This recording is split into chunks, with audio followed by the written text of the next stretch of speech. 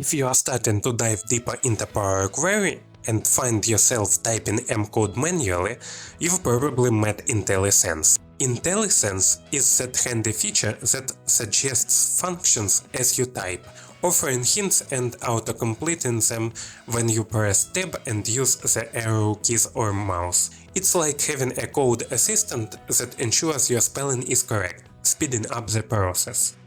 Let's say we want to get a list of distinct values from the first column. First, I'll click the FX button to create a new step.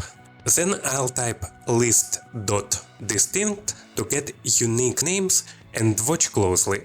When I press Tab, Intellisense changes it to this list.distinct. See that? It doubled the word list. This tiny glitch causes an expression error that says list distinct isn't recognized. Why does it happen?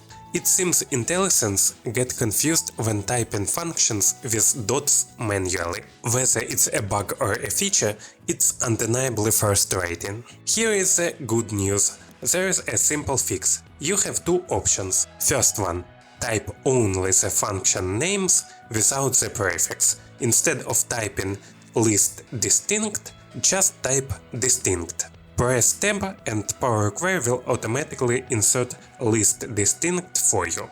Problem solved. Or the other way. If you prefer typing it manually, avoid adding the dot. Type list distinct without the dot, then press Tab and Power Query will insert it correctly. Thank you for watching. See ya!